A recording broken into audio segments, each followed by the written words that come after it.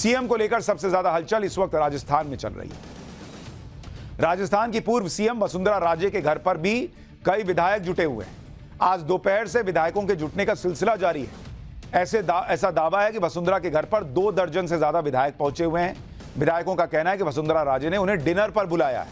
कई विधायकों ने वसुंधरा राजे को सीएम बनाने की बात की और ये एक तरह का शक्ति प्रदर्शन भी माना जा रहा है।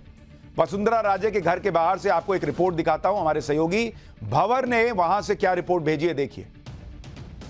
पक्षियों के कलरव के बीच वसुंधरा राजे के आवास पर आप देख सकते हैं गहमा गहमी है। यहाँ पर तकरीबन 2 दर्जन एमएलए जो जीते हैं वो यहाँ पहुंचे हैं और जब उनसे हमने बातचीत की है तो उन्होंने कहा है कि जनमानस है और लोग चाहते हैं कि वसुंधरा राजे सीएम बने। अंदर का दृश्य भी मैं आपको दिखाने की कोशिश करूंगा। अंदर जो मीटिंग चल रही है उसका एक दृश्य यहाँ से मैं दिखा सकता हूँ।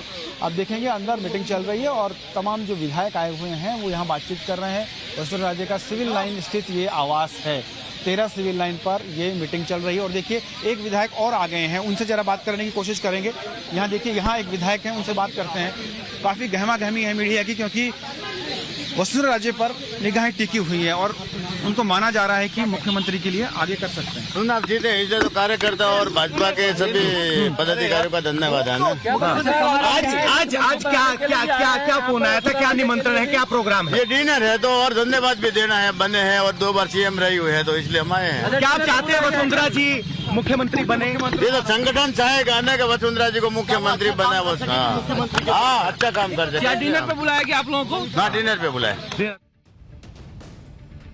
तो वसुंधरा राजे डिनर करा रही हैं। उधर दूसरी तरफ राजस्थान में मुख्यमंत्री पद की रेस में महंत बालक नाथ का भी नाम है, जिन्हें राजस्थान का योगी आदित्यनाथ कहा जा रहा है। बालक नाथ इस वक्त दिल्ली में मौजूद हैं। बालक नाथ अभी सांसद हैं और राजस्थान से विधानसभा का चुनाव लड़े हैं। आज लोकसभा सत्र के दौरान कांग्रेस सांसद अधीर रंजन चौधरी ने लोकसभा परिसर में महंत बालक नाथ को राजस्थान के सीएम बनने की बधाई भी दे डाली। एक बार देखिए वहां क्या हुआ है संसद में। आपने नया सीएम बन रहे हैं ना सर, सीएम बनते ही पहला काम क्या करेंगे? अरे भाई राजस्थान के सीएम बनते हैं। आपने नया सीएम बन रहे हैं ना सर, सीएम बनते ही पहला काम क्या करेंगे? अरे भाई राजस्थान के सीएम बनते हैं। आपने नया सीएम बन रहे हैं ना सर, सीएम बनते ही पहला काम क्या करेंगे? अरे भाई राजस्थान के सीएम बनते हैं। आपने नया सीएम बन रहे हैं ना। लेकिन चर्चा तो बहुत तेज है कि महंत बालक नाथ क्या राजस्थान के मुख्यमंत्री बनेंगे या नहीं बनेंगे। लेकिन वो तो भविष्य में। जो चुनावी नतीजे आए वो क्या कह रहे हैं। पाठशाला में अब सनातन के वो चेहरे जिन्होंने चुनावों में पूरा गेम पलट दिया। बीजेपी की महाजीत के अनसुने चेहरों और किस्सों का चैप्टर अब आपके लिए खोल रहा हूं।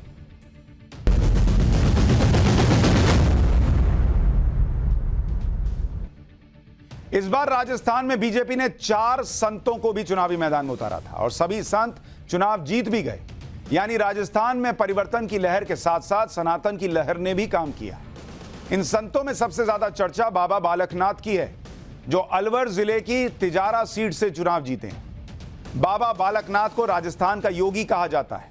उनके बारे में आपको आगे बताऊंगा। बाबा बालकनाथ राजस्थान में हिंदुत्व और सनातन का बहुत बड़ा चेहरा माने जाते हैं, इसलिए सीएम बनने को लेकर बाबा बालकनाथ की चर्चा बहुत तेजी से चल रही है। दूसरे नंबर पर जयपुर की हवा महल सीट से जीत कर आए बाबा बाल मुकुंदाचार्य हैं। यह अखिल भारतीय संत समाज राजस्थान के प्रमुख हैं। विधायक बनने के बाद इनका एक वीडियो बहुत वायरल हो रहा है, वो भी आपको आगे दिखाऊंगा। उससे पहले चुनाव जीतने वाले संतों में तीसरा नाम महंत प्रताप पुरी का है, जो पोखरण सीट से जीत कर आए। महंत प्रताप राजस्थान में तारा मठ के प्रमुख भी हैं। इसके अलावा सिरोही सीट से ओटा राम देवासी भी चुनाव जीते हैं। ये देवासी समाज के धर्मगुरु हैं।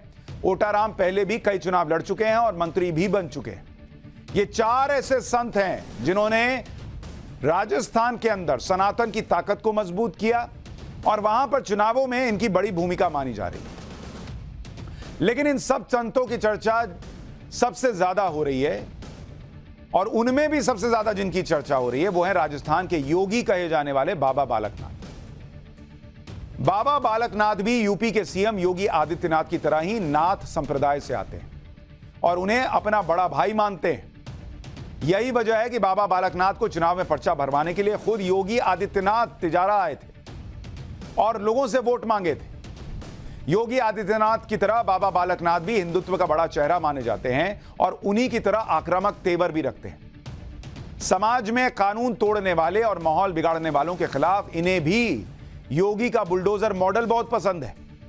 इसलिए राजस्थान में इस बात की चर्चा हो रही है कि अगर बाबा बालकनाथ सीएम बने तो माहौल बिगाड़ने वालों की शामत आ जाएगी। बाबा बालकनाथ अलवर से सांसद हैं फिलहाल और 39 साल के युवा नेता के रूप में अपने इलाके में बहुत लोकप्रिय हैं। मतलब अभी 40 के भी नहीं हुए हैं। और आप देखिए योगी आदित्यनाथ और बाबा बालकनाथ एक फ्रेम में जब साथ नजर आ रहे हैं तो यह चर्चा और बढ़ जा रही है कि इधर यूपी में योगी आदित्यनाथ, उधर राजस्थान में बाबा बालकनाथ। बाबा बालकनाथ की पहचान सनातन के चेहरे के साथ साथ एक फायर ब्रांड नेता के रूप में भी है और इनके तेवर और तरीकों की चर्चा पूरे इलाके में है। इसलिए बीजेपी ने इन्हें सांसद से विधायक का चुनाव लड़वाया और जीत हासिल की। बाबा बालकनाथ अलवर जिले के मोहराणा गांव के रहने वाले और इनका जन्म यादव परिवार में हुआ था, लेकिन 6 साल की उम्र में इन्होंने संन्यास लिया और नाथ संप्रदाय से जुड़ गए। बाबा बालकनाथ करीब 15 साल तक हनुमानगढ़ जिले में महंत चांदनाथ के शिष्य बनकर आश्रम में रहे और जुलाई 2016 में महंत चांदनाथ ने इन्हें अपना उत्तराधिकारी चुना। महंत चांदनाथ भी राजनीति में एक्टिव रह चुके थे। वो अलवर के बहरोड से साल 2004 के उपचुनाव में विधायक चुने गए थे। बीजेपी ने बाद में मेवात के अलवर इलाके में नाथ संप्रदाय के प्रभाव को देखते हुए 2014 में लोकसभा चुनाव में चांदनाथ को मैदान में उतारा।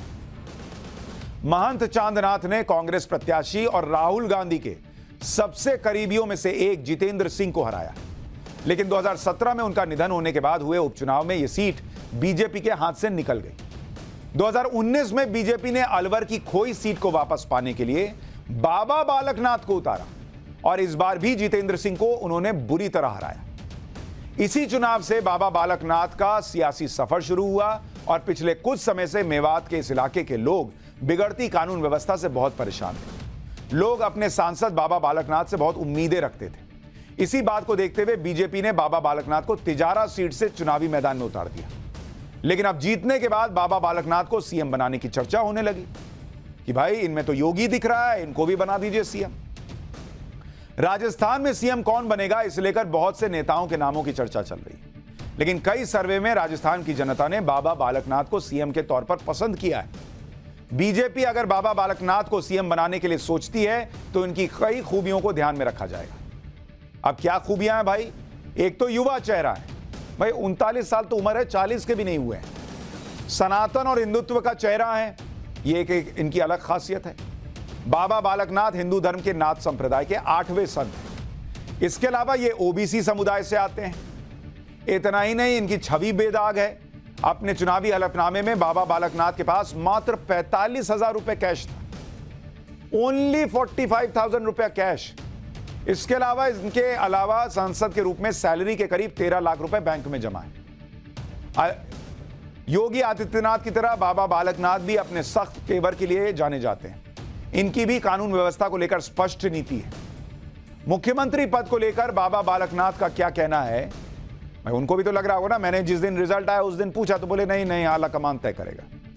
लेकिन हम भी पीछे कहां छोड़ने वाले हैं। हमारे सहयोगी अमित ने उनसे बात की कि अब जब जीत गए हैं तो क्या माहौल है, देखिए क्या कह रहे हैं। सबके पास एक ही सवाल आ रहा है, एक ही सवाल सबके जहन में है कि अब मुख्यमंत्री कौन होगा, और उसमें बाबा बालकनाथ का नाम आ रहा है कि बाबा बालकनाथ अगले मुख्यमंत्री हो सकते हैं। देखिए, आप ये विषय हमारा आपका नहीं, हम तो एक कार्यकर्ता हैं और इतना परम सौभाग्यशाली हैं कि पार्टी ने सांसद और विधायक और जनता ने स्नेह और आशीर्वाद देकर हमें सेवा के लिए चुना है और हम सब माननीय प्रधानमंत्री जी के मार्गदर्शन में चलने वाले कार्यकर्ता हैं और हमारा सब कुछ माननीय प्रधानमंत्री जी हैं। जो कुछ आज हमारे कोई भी कार्यकर्ता, कोई भी जनप्रतिनिधि कहीं भी कार्य करता है तो सब माननीय प्रधानमंत्री जी के मार्गदर्शन में ही कार्य करता है। पूरे चुनाव के दौरान ये बात थी, लॉ एंड ऑर्डर बड़ा मसला था, प्रधानमंत्री ने भी कानून व्यवस्था को हमेशा मुद्दा बनाया वहाँ पे राजस्थान में। तो ऐसे में सबके पास ये था कि जो योगी मॉडल है वो अब राजस्थान में, और योगी मॉडल के तौर पर जो योगी दिख रहे थे वो बालक दिख रहे थे सबकी नज़र में। देखिए, योगी जी जो आज ये उत्तर प्रदेश में कर पा रहे हैं वो करने का अवसर पार्टी माने प्रधानमंत्री जी ने दिया है। तो अवसर देने वाला बड़ा होता है, ना कि करने वाला। माननीय प्रधानमंत्री जी के मार्गदर्शन में और उन्हीं के नेतृत्व में ही सारा काम चल रहा है। उन्हीं के नेतृत्व में ही ये सब वहाँ पर उत्तर प्रदेश में विकास की बात हो या हरियाणा में विकास की बात हो या मध्य प्रदेश में विकास की बात हो, जहाँ भी भारतीय जनता पार्टी की सरकार है, शासन है, उन्हीं के मार्गदर्शन में सब चीज़ें आगे बढ़ रही हैं। और एक एक चीज़ को, हर विषय को पूरी गंभीरता से लेते हुए, चाहे लोगों की रक्षा सुरक्षा हो, चाहे विकास हो, चाहे प्रशासनिक व्यवस्था हो, हम इन सभी विषयों उनके मार्गदर्शन में योगी जी अच्छा काम कर रहे हैं, तो उन्हीं के मार्गदर्शन में राजस्थान में बाबा बालकनाथ जी भी काम करेंगे। हम तो काम कर रहे हैं ना, उनके मार्गदर्शन में सांसद और विधायक और कार्यकर्ता के रूप में हम उनके मार्गदर्शन में ही काम कर रहे हैं। बाबा बालकनाथ जो हैं वो किसी सवाल में फंस नहीं रहे, आप देख रहे हैं, पूरा घुमा दिए जवाब को। राजस्थान में चुनाव जीत कर आने वाले एक और संत आचार्य बालमुकुंद भी बहुत चर्चा में। ये जयपुर की हवा महल सीट से जीत कर आए हैं। इन्होंने कांग्रेस के मजबूत गढ़ में तगड़ी टक्कर देते हुए कांग्रेस के प्रत्याशी को हराया। आचार्य बालमुकुंद हवा महल इलाके में प्रसिद्ध हाथोस धाम के पीठाधीश्वर और अखिल भारतीय संत समाज राजस्थान के प्रमुख हैं। लेकिन आचार्य बालमुकुंद चुनाव जीतने के बाद जश्न मनाने की बजाय अपने क्षेत्र में लोगों की समस्याएं ठीक करने पहुंच गए। हवा महल के इलाके में खुले में नॉनवेज की अवैध दुकानों की एक बड़ी समस्या है। यहां अतिक्रमण और साफ सफाई को लेकर आए दिन लोगों की शिकायतें आती रहती, लेकिन अब तक इस पर कोई सुनवाई नहीं होती थी। चुनाव जीतने के बाद आचार्य बालमुकुंद एक्शन में आ गए, इन अवैध दुकानों को हटवाने खुद पहुंच गए। इससे पहले आचार्य बालमुकुंद ने नगर निगम के एक सीनियर अधिकारी को फटकार लगाते हुए मीट की अवैध दुकानों को हटाने को लेकर फोन किया था। इसका वीडियो बड़ा वायरल हो रहा है। इस वीडियो के आने के बाद जयपुर पुलिस और नगर निगम के अधिकारी अलर्ट हो गए। देखिए जरा इस वीडियो में क्या कह रहे हैं ये। और चांदी की टकसाल पर रोड पे सारी नॉनवेज की दुकान कृपया हटा दीजिए, इनके लाइसेंस चेक करिए। नहीं कहते नहीं हो, मैं आपसे शाम को रिपोर्ट लूंगा, आप मुझे देंगे या मेरे को आना पड़ेगा आपके ऑफिस लेने? लेकिन नॉनवेज रोड पे बेच सकते हैं क्या खुले में? नहीं, रोड पे नॉनवेज बेच सकते हैं क्या खुले में? हाँ या ना बोलो, लाइव हो आप, तो आप समर्थन कर रहे हो इनका? तुरंत प्रभाव से नॉनवेज के सारे जितने भी ठेले रोड पे लगे हैं, रोड पे बना रहे हैं, ये नहीं दिखने चाहिए। मैं शाम को रिपोर्ट लूंगा आपसे, मुझे नहीं मतलब है मेहरानिया जी कौन अधिकारी है। तो ये हुई, आप देख रहे हैं किस तरह से वो, अच्छा इनको टारगेट भी किया जा रहा है कि भाई देखिए एक समाज के खिलाफ हो गए। भाई वो कह रहे हैं कि जो खुले में नॉनवेज बेचा जा रहा है ना उसको रोको। वो ये नहीं कह रहे कि जितने नॉनवेज बिक रहा है, जिनके पास लाइसेंस है, उन सबको हटा दो।